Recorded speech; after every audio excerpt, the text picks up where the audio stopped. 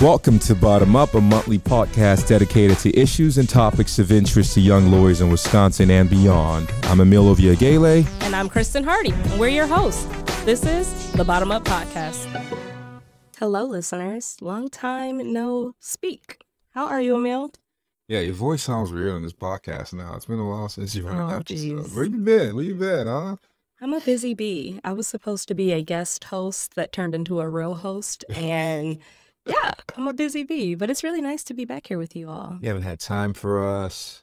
You've been missing lots of episodes. Yeah, but Joe to reprimand you, he won't, so. No, you had Joe fill in, and he's been doing a fabulous job. So, I don't know. I think he can be the next host, really. Joe has. Get rid of both of us. That'd be great. I mean, we're about to start costing, right, Joe? And by the way, the last episode, I talked to Tom Watson, and Will Mick's already sponsor. And I told him that he should consider a special sponsorship just for the host. I like that. So since Joe won't take care of us, maybe Womack will. Perhaps he will, right? That's a good way to plug him in. Womack, the Wisconsin Lawyers Mutual Insurance Company. Tee it up. They're great malpractice insurance company. Hey, Kristen, we were talking today about law clerks. Yeah, law clerks, being a new lawyer. It's been a while since lawyers. It has been. Do you know it's been 10 years this month since we graduated law school? 10 years. How do you feel? Are you old? Do you feel old? I feel like I'm just in my stride, because you're in that sweet spot where you're still hungry enough. You kind of know something. Right. A little bit. A little bit, right? Still a lot to go. But, like, you're not one of those, I've been doing this for 30 years, but you really know what you're talking about. Right. You just relying solely on experience. So, yeah, it's feeling good. It's been fantastic. How's your journey been? This journey's been awesome. I mean, I think we've talked a lot about that on the podcast, but I didn't know what I wanted to be when I grew up. And eventually, I kind of settled on working in-house after my first clerkship at my current company. And yeah, it's been great. Like, I've had so many different experiences and challenges, and I'm always learning. I still am trying to figure out what I'm doing some days. And that's fun. That's the fun thing about the practice. So I've never asked you this. What made you want to become a lawyer? Oh, that's a good question, Emil. Isn't it funny how we don't ask? I know we never ask that. This is the true answer if you want the truth. So I went to college and I wanted to be a scientist. I didn't even know, I think maybe a forensic scientist. And at my college, that's pre-med. And they really try to sway athletes away from doing that because you miss Friday classes, especially track athletes, because we would, in season, you travel on Friday. So you are gone Friday, Saturday, Sunday, or you come back Sunday night. And, all of us who went to law school are kids who probably, you excelled in middle school, in high school. So it was my, 17-year-old brain was like, no, I can do that. It's fine. I'll miss a day. I'll catch up. I struggled. So after the first year, I thought, okay, I probably need to pivot and think about something else, or else this is going to be a long 4 years, a long additional 3 years. So I talked to my counselor, and he said, well, what are you good at? What do you like to do? What are you doing in your spare time? I always love writing. If journalists made more money, I would have been a journalist. I was on the newspaper in high school. I was on the paper in college. So he's like, okay, you like writing, you like philosophy. What about law? And that's how I ended up going to law school. It was like this intersection of things that I thought I was good at and things I really liked doing, and that equaled. I never knew that. Yeah. What about you? I never knew that. So being an immigrant from Nigeria, there were very limited professional choices my parents were going to allow. So initially I was pre-med at Marquette. I started off biomedical sciences, and God bless OChem. You know what? It's not for me. It's not for me. No. And so I had to tell my mom that I wasn't going to med school, and I had to make sure she wasn't going to be angry about that. So I'm like, okay, if I'm not going to med school, I'm like, hey, don't worry. And she's like, oh my God, you're not going. I'm like, yeah, I'm not going, but I'm going to law school. Because it's scary. But when I actually think back to I think about it, I go back to when I was a kid, and my uncle, my dad's older brother, was a pharmacist and a lawyer, and my dad was a doctor who was a dentist, maxillofacial surgeon, and my dad would always say, "Hey, I'm going to become, my son's going to be an orthopedic surgeon, whatever." And my uncle would look at him and laugh and be like, "That kid's going to be a lawyer." And so when I was 5, 6, at the back of my head, I was like, "Oh yeah, if I don't become a doctor, I'll become a lawyer, or I'll go to med school and then go to law school afterwards." Crazy, right? But yeah, that was how it was initially, just to convince my mom to not be disappointed when she realized I wasn't going to med school. I think that's a lot. There are a lot of like med school rejects. Oh yeah, that's what it. Who knew that we had? I've known you 13 years or 14 years at this point. And I didn't know we had that kind of similar start. I didn't want to be a doctor, but it's bio. Like that's what you are. It's the pre-med is what you have to be. So I think most law school students look at lawyers with a sense of envy, because it's like, that's the one thing, because we think we could do anything and everything. It's like, that's the one thing I crashed out of. And that's why I'm doing this. But so that kind of brings us to the topic du jour, which is the law clerks. They're getting ready to start their clerkships this summer. And we were talking earlier, and we thought this would be a good opportunity to speak kind of directly to law students, and then maybe even to young lawyers about our experiences. And then how are you successful in this role? How do you turn a clerkship into your first job? The do's and don'ts. And to help us with that, we have some lovely guests here. If you all want to introduce yourself, Kate? Yeah, so my name is Kate Goodhart, and I'm an attorney at Ovbiagele Law and Consulting, and I've been here just about a year. Thank you for joining us. Yeah. And my name is Dan Underwood. I am a third-year law student at Marquette, and this is, I guess, my second summer of clerking, and I've been at OVB 2 weeks now, I guess a week and a half. that was so sick. How's the summer going? I said, hope you last this summer. Oh, yeah, hopefully. I mean, geez. I'm joking. I'll have to think good. I mean, They're great. Oh. Fantastic. You don't even know me. You don't even know me. I just learned the blogger last year. This now. Not even gonna lie. I'm like, Kristen, don't look to me to introduce us. That's terrible. Emil's joking. That's a joke. So Definitely a joke. because we have a clerk here, and we have, and Kate, you say you did clerk here as well. So I want to ask, well, first I'm going to ask Emil, and then I'm going to get to Dan and Kate. But what do you look for in a good clerk when you're looking at someone to join your firm? And now, a word from our sponsors. Hi, Russell Nicolay here with Nicolay Law, Accident and Injury Lawyers. If you have clients that have been injured, my office would love the opportunity to help them get compensated and get their life back on track. We handle referrals and co-counsel relationships on injury cases all across Wisconsin. State Bar of Wisconsin members have access to affordable insurance plans, including term life, accident, critical illness, and accidental death and dismemberment. Coverage is issued by the Prudential Insurance Company of America. 4 plans for your financial future from one trusted source. For more information, visit wisbar.memberenroll.com.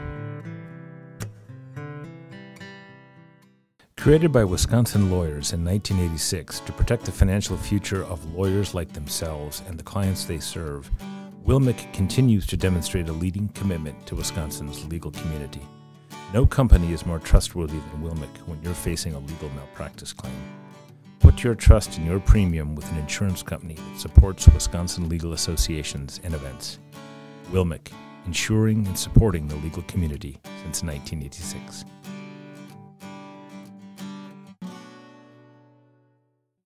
Thank you. And now back to the Bottom Up Podcast.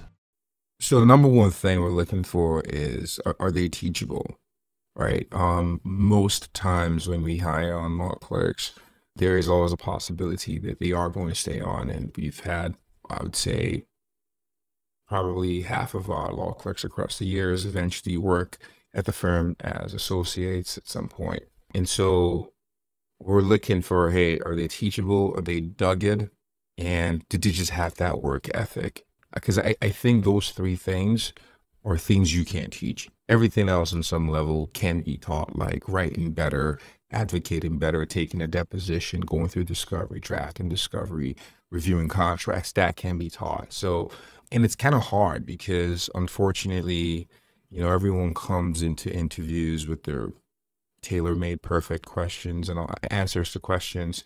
So my interviews tend to be a tad bit erratic for those who I interviewed. I just ask random questions or questions that go beyond the traditional, you know, why you want to become a lawyer? Tell me about, your experiences, but they're these questions that employers always ask, which there's only one rational answer, which is like 80%. You mean like, what's your biggest weakness? Like, Like a question like that. It's like everyone's like, I work too hard. I work too hard, right? And it's hard sometimes, though. And I'll tell you, some of my favorite interviews like actually occur if we can get them over for lunch or for coffee and just to set in a tad bit more relaxed, so you can get a sense of the person. And most times, before we offer them position, like a full-time position, we usually just kind of try to see them outside of the work setting, try to get a sense of who the person is. But what we're looking for: teachability, work ethic, doggedness. The very common doggedness. That's a word people use every day. That's right. Yes. Chop it out, I say. So I guess I'm going to flip that question for Dan and Kate and ask, what were you looking for in an employer when you were looking at your first clerkship, or this clerkship if you clerk here? What did you look for, and why did you ultimately apply to these places?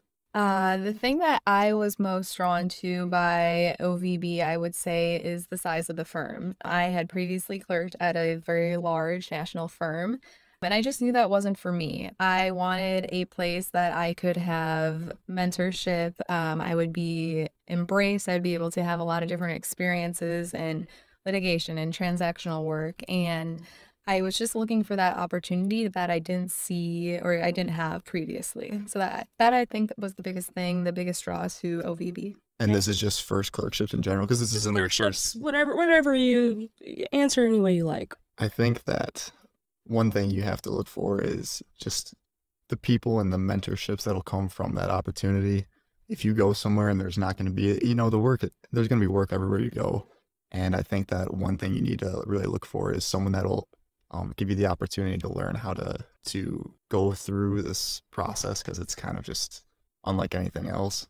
Yeah, I think that's, definitely one of the reasons that this firm is appealing in general. But I think that if you look at that's something you have to look at. You got to look at the bios of the firm. You have to know who's there. You have to know what am I going to look like when I come out the other end of the summer or something like that. Kristen, you have a very expansive experience a deep and wide experience as it relates with clerkships, right? From clerking in different environments in law school to, I think you also sit on some of the clerkship committees where that hire on law clerks, and I believe also the companies you've been at. And what have you guys been looking for across all? What your employees been looking for, and you now as a member of some of those selection committees, what do you guys look for in clerks? It's a lot of what you said. I always personally look at curiosity. How curious is a candidate? Because honestly, if you are here in the interview, you're smart, right? We've seen your writing samples. We see your grades. Like, you're smart. You can probably do this work. So then it has to be a little bit more as far as, are you coachable? Are you curious about what we do? You don't have to know exactly where you want to go, especially with 1Ls. I think there's this weird pressure that we may have talked about in the past, like to know. You have to know exactly what you want to do. You don't know what you want to do, and we're not looking for that. It's more of, are you open to the idea of figuring that out, of using this time to build relationships and talk to other attorneys and learn from other attorneys and learn really what the practice of the law looks like, because it's not necessarily what you learn in school. So for me, coachability is like number one. Personality, which it doesn't, I don't mean that in a, like, you must be an extrovert and you have to, it's more, come across as a kind person, a person that we want to sit and have lunch with and talk to and mentor.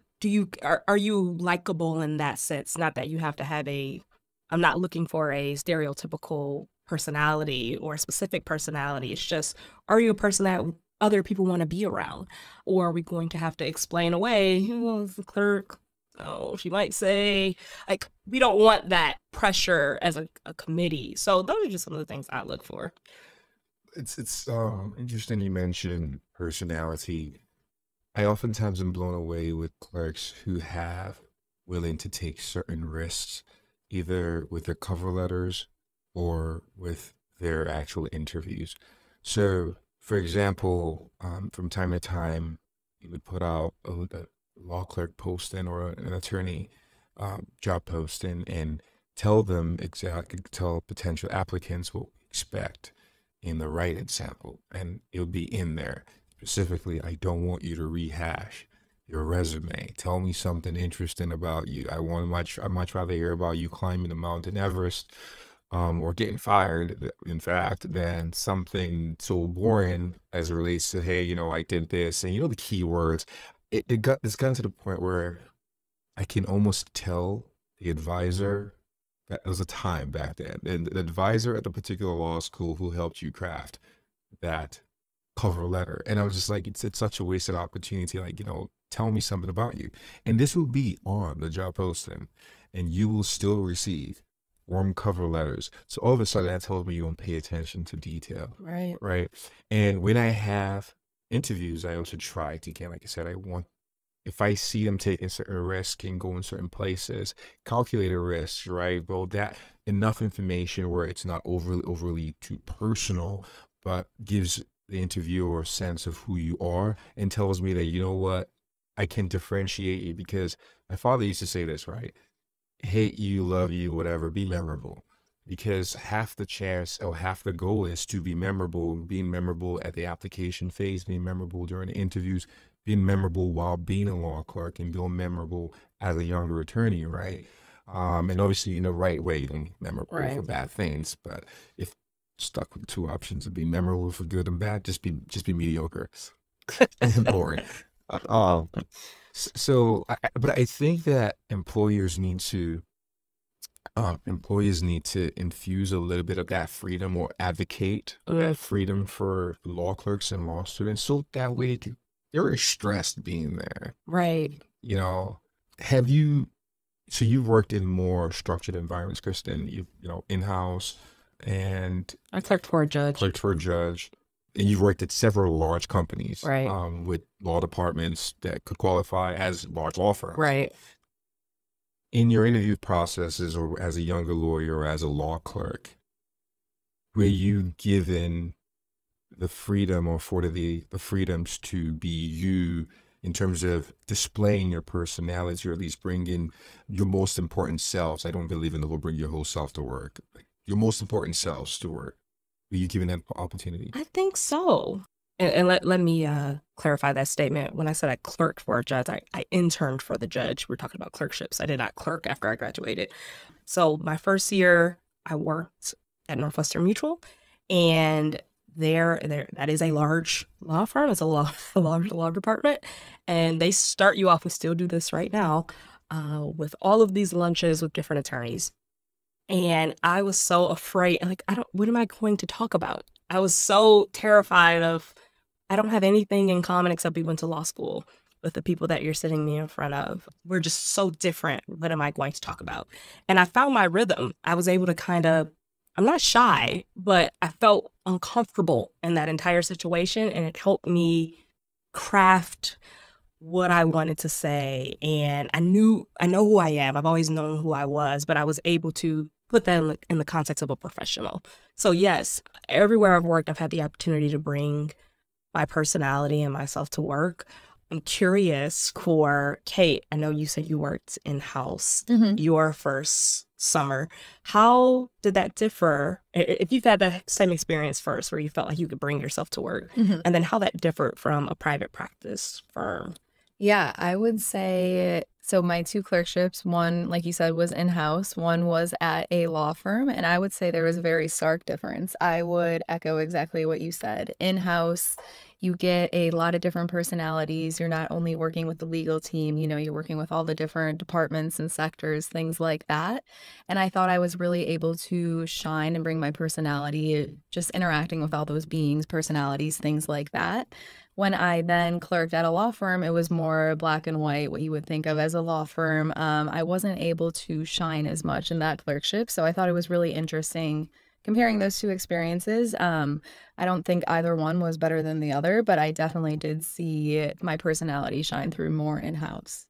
And Dan, you've worked at two firms. I've worked at, I guess I didn't tell you this off camera, but I've worked at 3 total firms and worked for, they've all primarily been litigation. So, Okay. yeah. How has that experience been for you? I think that in general, the law firm experience is good. I can comment especially on, as Kate was mentioning, the ability to shine before you show up. I think one of the good things about working at a smaller law firm is you can come in and make a difference pretty immediately. Some of the tasks that the attorneys will give you, oftentimes they really need this. I've heard, I interviewed with some bigger firms, and they, some of them even made points to say, oh, we're not going to give you like the boilerplate research assignment, like something that they might give every single year to the new batch of summer associates. But when you show up and you work at, a smaller firm that has immediate needs, that's a really good opportunity for you to know, one, what a firm needs and to make a difference there. So provide some real value to the firm especially. That's something we tout when we bring our clerks in. You're doing real work. This is not made up fictional work that we're giving you to do. Speaking to that, this actually happened this week. I was working on a memo, and it was a kind of a gray legal issue. So I was like, I'm looking at some case law, and they're kind of waffling what they're saying in this state. So I look up, I said, what has another attorney done related to this? Surely someone has tackled this issue. And I found my opinion from 2012 or 2013 on the issue. And I was like, wow, I agree with my past self. I wouldn't have written it that way. Present Kristen would not have written it that way, but I agree with what I said. And I was like, it's real work, right? Like, I know for a fact it was real. I just used it. And I actually found the attorney that, I guess I never got to see that before, how the attorneys were using my opinions. And I could find, looking in the system, like, oh, that's how she used it. And she infused that it was a small issue, but she kind of put it in her memo, like, this is what I found. Here are the citations. Here's the case law. And that made me feel good. It made 10 years ago. I was like, oh, that's awesome. Look, that worked. And I agree. So the real work, the practical work, I think is key. If you're not getting that as a clerk, it's not great. I think that's not a great experience if you aren't able to do real work that matters. It doesn't have to be the most important work, but that wasn't an important issue. But it was a small thing that was helpful to the memo. And now, a word from our sponsors. Would you like to implement new efficiencies into your law practice but don't know where to begin? Practice 411, the State Bar of Wisconsin's Law Office Management Assistance Program, is the place to start. Don't wait. Contact Practice 411 today for a complimentary and confidential consultation at 1-800-957-4670.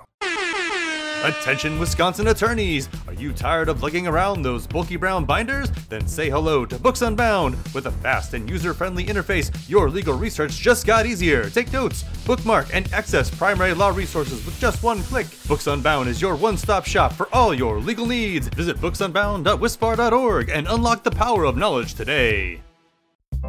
What? You don't have an Ultimate Pass yet? Oh, that's a mistake.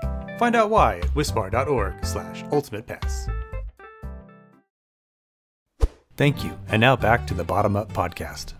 So it seems like old Kristen and new Kristen are a little divergent. Well, Kristen used to... Don't. Whatever you're going to say, don't. Because we can talk about past Emil. Well, that's cool. Do we want to do that? That's not... Yeah, okay. Well, you just said something about impactful work, and I get a similar vein from Kate and Dan. Is it the opportunities for folks to do impactful work and in environments where law clerks are not given that given that space right off the bat? Do you think that that's driven by a fear of law clerks or potentially lawyers not being up to the task? And do you think that there are certain environments that are better suited for that impactful work from day one? I think that's a better question for you to answer, Emil, because I think you have a more diverse experience than I do for sure. So you clerked at a big firm your first year. Do you feel like you were given real work? And if not, maybe why not? Well, I mean, not to offend anybody, but I do feel that there's a lot of mindless work that gets done by law clerks in large law firms with the only goal being just to bill, not necessarily as impactful. And that's just because, obviously in a big environment, more people looking at the same issues, right? You have more time to kind of vest yourselves in things.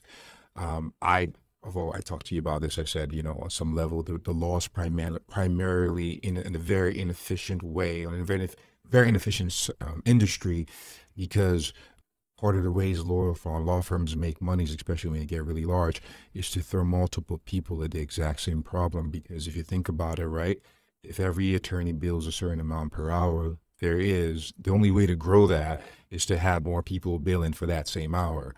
And I think when you have an environment that large, there is just more opportunities for mindless work, which doesn't mean it's not as impactful, right? Or it's just not as serious. Now, in smaller environments, I think in-house, smaller teams, the needs are very real. There isn't a lot of time for just admin tasks or mindless research. So, but on the flip side, right, one could argue and say, well, in larger environments, that means when that lawyer is faced with the opportunity to do more impactful work, they might be more accurate or they might be more precise. Sort of like, but I see the pros and cons, but I just think one's a tad bit inefficient. But that's my personal opinion. Curious, anyone can answer this question. Do you think you had maybe any big missteps as a clerk, or maybe one misstep as a clerk or maybe you witnessed it, maybe it wasn't you, maybe you saw someone else do something that they probably shouldn't do? What would be your advice to a young lawyer or a clerk listening to kind of bounce back from that? Never, not one. No, obviously I've had missteps. Doing this podcast. Yeah, this was, paid by Emil, obviously. So yeah, but I think one of the missteps, and especially coming to a new place and starting a new job, is the seeking out of work and the ability to make sure that, you might be nervous about making mistakes. Especially, you probably hear this a ton, like, oh, don't be afraid to make mistakes. Don't be afraid to own up to it. But I think that still is just such a genuinely important thing to know, is that you're going to show up somewhere. You need to make those connections early on, the learning connections, what they need, what they want, in order to carry that out through the rest of the summer. Because if you show up and you don't necessarily figure out what is necessary at that place, then it'll just make it way harder as time goes on. And that's just what I would consider to be a misstep as a clerk, is not establishing, early on what your employers need and want for you to have a good summer. How do you come into that and figure that out, though, Dan? What were the steps that maybe it's different from 1L to 2L a year, but you started a new place. What do you do to figure that out? Well, I think, and I was telling Emil to tee me up for this answer, but I can just use it here too. That I think, so the night before I started my first clerkship, it was also litigation. I was genuinely thinking, like, how am I going to show up here and offer any sort of value to this firm? Because you take classes your first year, and genuinely, you do like a little bit of researching for your writing classes. But what's going to happen when you go to that law firm or any sort of company that has an in-house team? It's going to be different, a lot different than what you're doing in law school. And so I think that's one of the things I was genuinely like, how am I going to show up and give value to this place that's paying me to be here? Mm-hmm. And that's time when you need to really find out, like, you need to ask, like, this is exactly, I don't know what I'm doing, so please just steer me in the right direction, and then I'll let my instincts do a little bit of the work, but I need to be instructed too. So I think that's one of the things, like, you got to go to a place that can give you that instruction and without being afraid to ask for it. I would say too, I think overall being vocal, I can say from my first clerkship, I would get a task, I would complete it, I would submit it, and that was it. It was almost like I was just checking a box. I never got that feedback or constructive criticism that I needed. So at the end of the summer, I thought it went great because I didn't hear anything bad, but truly I should have asked for that constructive feedback because that's the only way to learn. That's good. Yeah, in terms of making mistakes, though, and sort of sitting on the side, the most important thing lawyer or law clerk can do after making a mistake is to own it. And when they say owning the mistake, it's not just, hey, I made the mistake. It's, hey, I made the mistake. This is the mistake. This is how I should have done it differently. And these are some of the steps we can take to correct it if it's a correctable mistake. Because that tells me, like, hey, you've not only, and I know it may not be possible in every situation, but at least show me you tried. So then that way it's like that mistake is no longer becomes a mistake. It then gets transformed into a learning opportunity and a teachable moment. In a culture and in a world where people are naturally very defensive, it could be so off-putting, especially when a younger lawyer, law clerk makes a mistake, can't own it, and gives 1,001 excuses. So, and that's something that I believe doesn't get taught a lot. Mistakes will happen. And I also think there has to be an equal amount of grace from employers because I tell people here, law clerks, new lawyers, this is a place where you will be given an opportunity to fail. It is, because there will be failure. And if you've never failed at anything or made certain mistakes, it means you've never been trusted enough. And that because it is the practice of law. But the most important things are, the most important mistakes should never be made twice. I do think that in litigation, it should be, though not ideal, and you should have systems in place where you have to be comfortable with the possibility that a newer associate once upon a time might miss a date. Which, I mean, it's a big deal for litigators, but like, that's sort of in the process. But the thing about when you make those mistakes, I tell folks, like, I missed a date before, but the first date I missed, and I told my boss at the time, and he like laughed, and he's like, all right, that's good. He's like, guess what? He's like, well, you missed the summary judgment deadline date and not a SOL date. So this will ensure that you never get to make that big mistake ever in your career. And I remember, and they let me freak out about it. I think the freak out aspect is important. It is. Even though they knew they had the judge was going to let us draft the brief, but the freak out is important. But I do think, yes, absolutely, mistakes, own them. When you own them by naming it, figuring out what you could have done differently, and not shying away, not making excuses. I'm going to talk about some of the mistakes, like the soft skill mistakes I see clerks make. Again, I said earlier, we're not looking for perfection. You're a young law student. You're still learning a lot. Like, you need to be punctual, and don't miss your deadlines. And you need to pay attention to detail and be curious. Those are basic guideposts. But soft skills, I think, are kind of those areas where I see clerks struggle for a variety of reasons. For instance, it probably is your first corporate job. For me, it was my first corporate job, and I didn't have that background. I don't come from a world of everyone had a corporate job. I was working at the library. It was prior job, my first. It's some things, and you have to have, you mentioned grace, lawyers having grace. So you have to have some grace for, you don't know the backgrounds and the histories of people, and they really just don't know. So when I think about soft skills, I think about, how you show up your first day is really important. Being on time, making enough time to park. I always tell students, like, that's the thing that gets students every time. Like, I didn't know where to park. It's like, yeah, because you should have been here 30 minutes early to figure that out. Or I didn't know where to go. Well, you have to be here 30 minutes early to give yourself, or an hour, to give yourself that cushion in case you don't know what you wear. Speaking of which, you were late. I was 5 minutes late. We were at Emil's office, so he's always on time.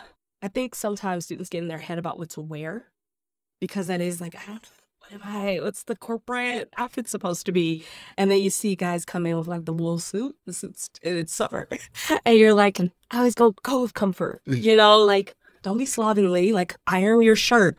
but lean with comfort, because you don't want to be sweating, parking, running, and now you just kind of look disheveled when you meet someone. And then thinking about what you should and should not talk about during this whole summer, because we all know the whole summer is an interview, right? So thinking about, okay, these are controversial topics that maybe I don't want to touch. Maybe politics could be too touchy. It obviously depends on your environment, but I don't want students to be counted out before they get a chance. So thinking about those soft skills. I agree. Soft skills are very important. But otherwise, you have to understand that you will be judged a little quicker before people do know you. And obviously, personally, I am a big fan of people bringing their whole selves and their most important selves to work. But again, this is a small environment, and that isn't how corporate America works. I'm a big believer in the only thing I know about you is what you do for like all the basic like conversations. I'm gonna forget you. I meet lots of people who are just as vanilla. So you want to stand out? Well, make you stand out. But obviously, it can't be tasteful and distasteful. But it's about knowing your audience and knowing where you're at, right? What's the standout? Like, how do people? What's an example of that? It could be different things. So, for example, I think of Connor at the office. One of the things that I've always remembered about him is the fact that he lived and worked on a farm, and then was a basketball athlete in college.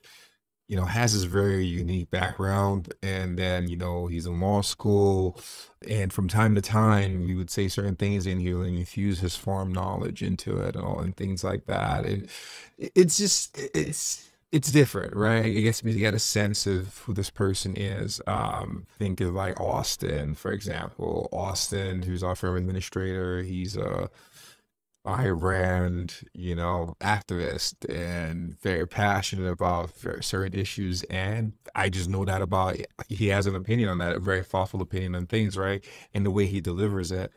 So just like little things like that, like I know Sam rides a motorcycle. She's the only person with a motorcycle license in the office. I'm like, you look at her like, wait, what, you? Huh? Like, so it could range from things like that all the way down. I remember, for example, one of our former law clerks, I just remember her experience like losing a parent, and how I can relate to that because she lost a parent quite early, and how that impacted and shaped them. So when I say stand out, I don't mean always go deep. It could be something just very unique, right? But at least gives one an aspect or perspective into you, who you are, so that way they can remember you, especially the bigger the environment you're in. Half the battle is just to be remembered. But there's something that I want to switch gears slightly, Kristen. We have a new lawyer and a soon-to-be new lawyer and law clerk, and we are currently at a moment in the legal profession where there's just so much going on, so many changes. The profession is getting more diverse as it should, probably not quickly enough. Practice areas are either shrinking or expanding. Technology is bound to change how we practice law going forward, from AI to big set algorithms. There's just a lot going on. Obviously, practicing in a time where the system as a whole, the justice system, the legal system, is under attack, where people are not believing in the rule of law as much as they one did. There's just a lot going on. And I want to ask Kate and Dan, as newer entrants into the profession, with the wealth of changes, the depth and breadth of these changes, how's that left you feeling? I can start with that. So I love transactional law. Give me a contract, let me read a contract, draft a contract. I am a happy person. And I think AI has made that quite scary. We can see the capabilities and it seems to only be advancing. I think it's very useful and helpful, but I think it's also constantly in the back of my head, am I going to have a job in 20 years? So I would say that's probably my biggest fear right now, being a new lawyer, trying to set myself apart while I was also competing in this super competitive, advancing and technology market.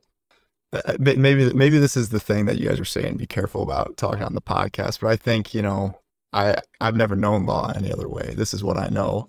This is what I'm expecting. and I'm in law school, and I'm just building something that can't be replaced by, something. So that's just what I'm trying to do. And so, I mean, that's the thing, and as subsequent years of law students come in, it's going to be, they're going to live with it even more. Things are going to get easier to do.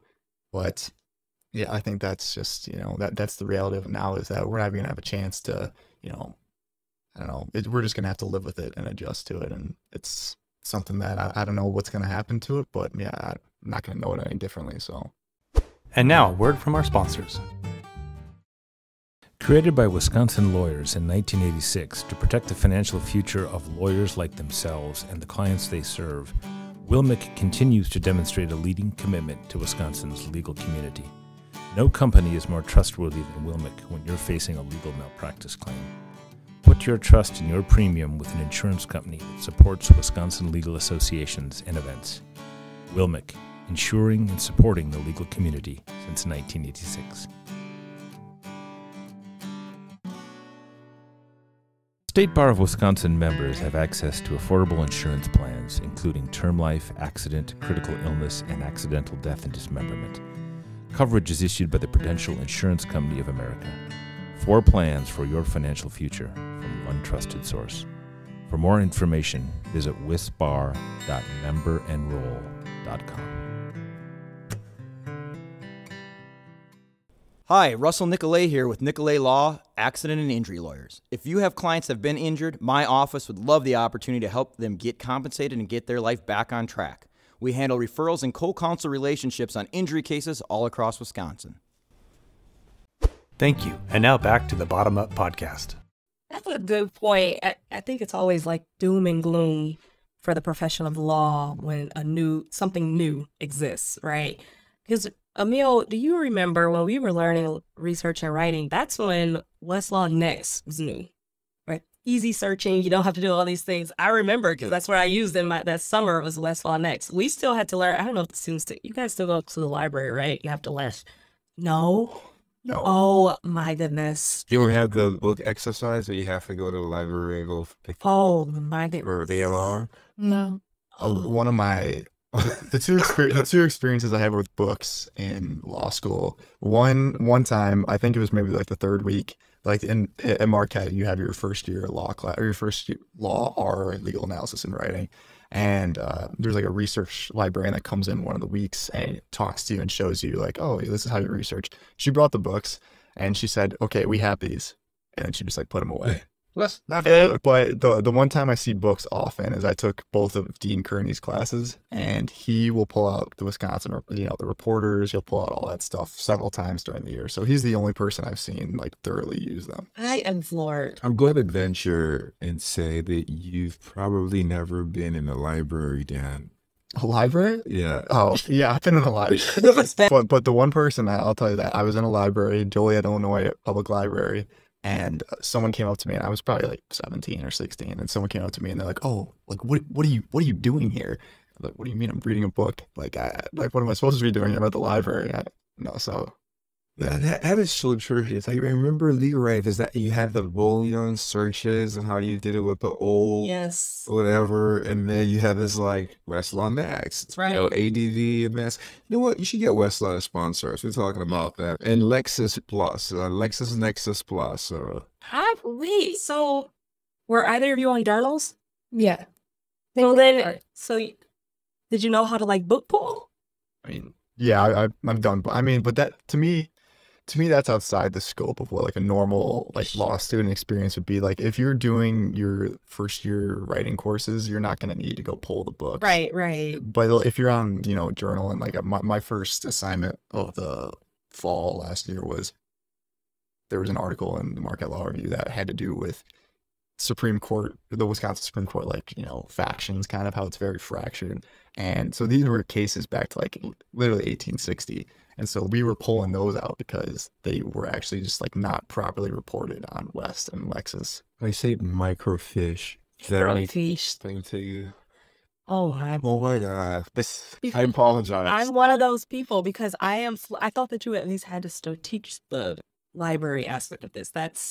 We always say this new technology comes in and then it's going to take over. Well, now we have Westlaw Mix, so you're not going to need as many lawyers because then you don't have to go to the library and do figures it all, and we made it work. And I think the same thing about AI, to your point, Kate. Like, we're going to evolve and we're going to work with it, and maybe the profession will change, but it doesn't mean doom and gloom. Yeah, but I'm concerned. I'm not as concerned. I'm concerned because when I think of AI, I just don't think about it. I think about it in terms of the impact on the legal industry, but I also think about it in a wider context, because there is no way to think of AI and not think about it in terms of what it's going to do to society as a whole. And we are part of society, but we also have a very, very unique role in the development and the future of AI, given that we are the profession tasked coming up primarily with the regs, right? And the ways to what will govern AI. And I think to this, right? And that's the big thing. Well, how do we regulate AI? It's the big tech companies are talking about it. And what I find ironic is they're going to look to one of the most archaic, inflexible professions to come up with ideas and solutions and regulations for something that's moving at this pace. Did you know how slow law turns? but on some level, that's going to be our responsibility.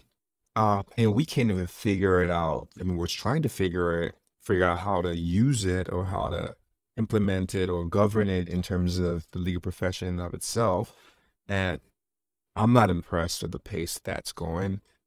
It's like, if we can't even figure out what that means to the practice of law, how are we going to be the ones to come up with the regulations that society is going to rely upon that mark? Have you ever thought about this, or is this my wild musings?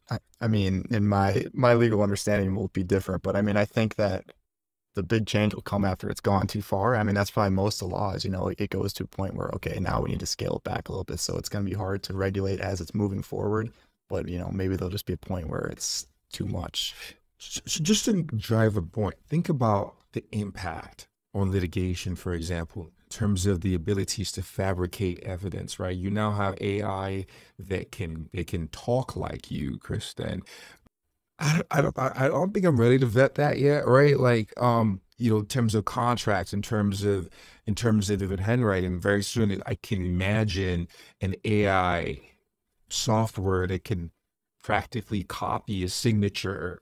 You know, there's just this crazy applications. And I think for the first time, I will say this, the world is thinking about tech, not just from a benevolent standpoint, but also thinking about all the evil things, which I think is something that never happened with prior improvements. Like when the computer came around, everyone thought about the great things. Social media, everyone thought about the great things, and we thought about the bad things when it was too late.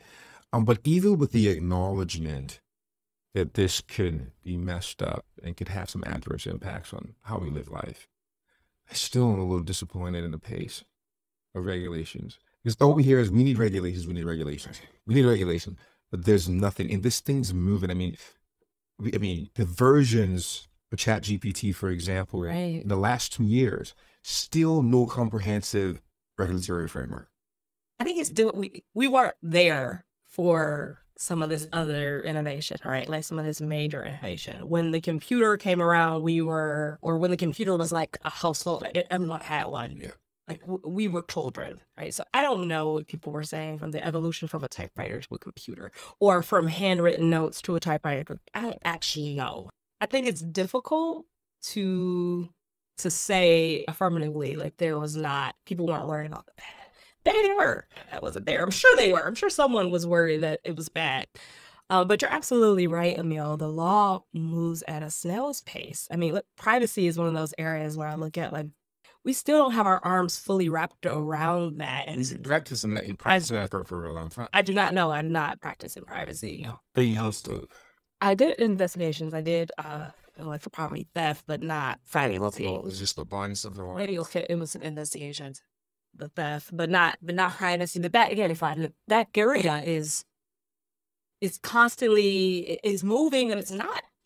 In some areas you need a privacy expert to elucidate that a little bit better than I am. But I see that in my current practice, because one of our entities has to confine all these privacy rules that are different, and they feel archaic, but they're not that old. But time keeps moving and things keep moving. So you're absolutely right. I don't know what we're gonna do, but I don't want it to sound like at the same time. So the AI is keeping Kate awake at night. But there are other things or the changes that you're experiencing as you enter into the profession that it's got you worried or concerned that you will ask questions about. I feel like all my questions are AI related. It's not that I'm anxious about it. There's just, it's a huge topic. I can think of some other worries.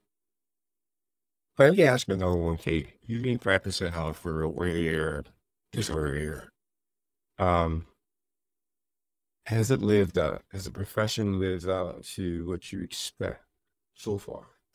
This is going to sound so cheesy, but I would say yes. I come to work super excited. I come home happy most days. Say all of that. I know, I'm talking to my boss here. To be honest. I think the biggest thing is what I learned about in law school. I started practicing day one. You know, you gave me tasks and assignments and I'm like, do you really trust me with this? Like, these are my clients, just me. Like, are we sure about this? I don't feel qualified.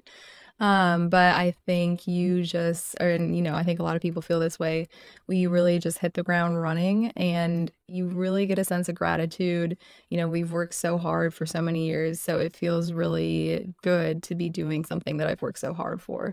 So it's matching up. Yeah, I would say it's matching up. You know, obviously you have your bad days, you have your good days, and you can't plan that. But I would say it's been good. I think going through those clerkships, you really get a sense of how firms or companies operate. And I think you really have to question yourself, you know, ask yourself, is this somewhere I can see myself in 5 years? When I did my clerkship here, I answered that question. It was yes. So I think that was just very telling that I was going to enjoy my time here. We're going to wrap up with this segment. I want you to think about this, Kate. We'll go to Dan first. 4 advices to just starting their careers or about to start their careers. I'm talking like day one, first year. Like 4 things that could really help them make their first year of law be a success with it. And since you just keep clerking and clerking, I mean, the normal amount going. Let's for everyone listening out there, let's not think that I'm like getting held back in law school. I'm clerking a very normal amount. They are in-house professional law. I don't think that's financially sustainable. It's hilarious. But you've obviously had 2 summers in 2 different environments and had successful times there. What are 4 things you want every law clerk to keep in mind as they embark on their summer clerkship? Well, definitely the most important one. I think it's kind of been the overtone of today is that be yourself. Emil, you were talking about be memorable, and I just kept thinking there's only one way to be memorable, and it's to, you know, be able and, you know, be willing to let people know you outside of just, you know, Emil walks by me, I'm standing at the desk because we got a nice standing desk here and I'm typing away, and, you know, he's not going to remember necessarily that I was standing at the desk, but he'll remember, you know, chatting, you know, he'll definitely remember that I was on this podcast probably. Whatever he was. Hey, You're not? willing to fill in, you know, adaptable. But I think that's one is, you know, be yourself. 4 is kind of a random number of things to, you know, tell somebody, but be yourself. You give us 2. I'll give you 2 because I feel like my first one was suitable for 1.5 at least, or maybe 2. So be yourself and be willing to do that. And I think for my second one, it would be, you know, embrace the work. And this is a great opportunity to learn. And law school is definitely a very different learning experience. You go in there and you hammer the books, you read, you know, a couple thousand pages in a semester, something like that. Then everything comes down to one exam. The stakes here are different. You know, you've got things that, you know, you can make a real impression on your employers, on your coworkers within a week. And, you know, the impact that will have could be, you know, it could result in a job. So just, you know, embrace the new learning opportunity, really get after it, and just, appreciate the chance to get in here and get some real experience. So I think when you are in law school, you're placed on a track, either transactional or going towards litigation. So I would tell new lawyers to step out of their comfort zone if possible. I always wanted to do transactional work, but since starting as a new lawyer, have done litigation.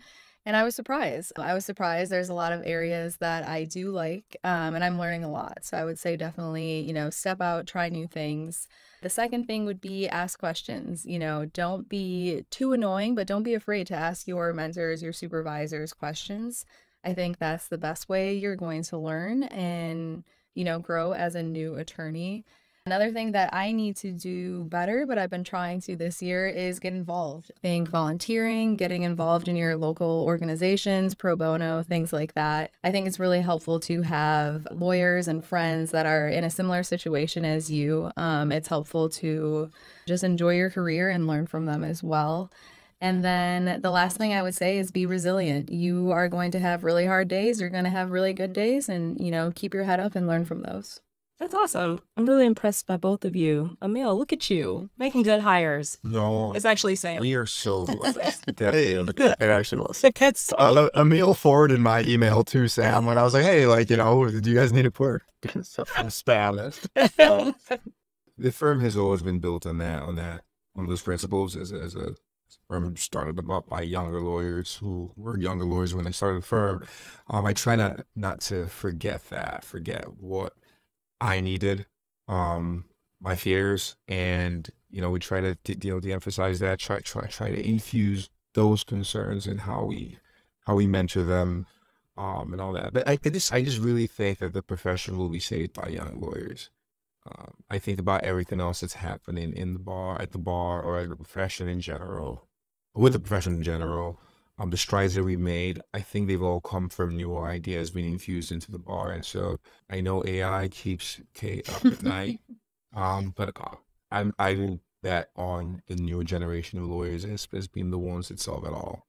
So I think my takeaway for clerks is, I think you've heard a lot of different experience here, and you can see it's not the same. Like, we all want different things. There's a similar thread, but employers are looking for different things. And the important thing is to, wherever you go, to remain curious, remain open, be a decent human, and take that through the profession. Be a decent person, and you'll do well, whatever you want to do. Another thing I like to tell students, not just law students, but college students, is you can always change your mind. Sometimes I think law school kind of beats in your head that, okay, whatever you pick, you have to do that forever. And we know that's not true. You can change it's hard. I'm not saying it's easy, but you can change your practice. You can change your firm. You can change your company, go work in government. This JD empowers you to do a lot of different things. So your first summer or second summer is not the end all be all. You want to do great. That's important. You want to do good work, but you can always pivot. I like thinking, let the law find you. Steve. So let the law find you, and that means you have to be open to the possibilities. I've said this a lot of times. I think you need to go broad first before you go narrow. Find the things that I think you find your passions in the law through by just elimination, probably go through a process of elimination. But you need to have those broad experiences. The last episode we had Tom Watson, who didn't go to law school till he was in his 30s and become a lawyer, I believe, till his early 40s, and now runs an insurance company. So I think he let the law find him. You lawyers, law clerks, do the work, seek out the mentors, seek out the work, seek out the different experiences and different environments, and let the law find you. I love it. That's a good place to end. Thank you, Dan. Thank you, Kate. Really appreciate you. And thanks for the coffee here at OBB Law Consulting. We should appreciate it. What's nice for you about yourself? You guys have coffee? And then I'd like to email, like, bring your coffee. No. I was saying, right? I was saying with it also. I want to make sure. He's so bougie. Sure. Thank you, Law. Have a good day.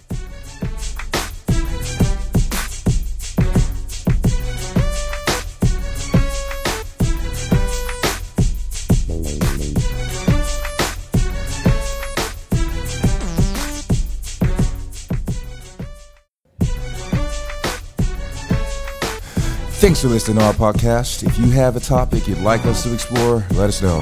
I'm your host, Emil Ovbiagele, and we'll catch you next time.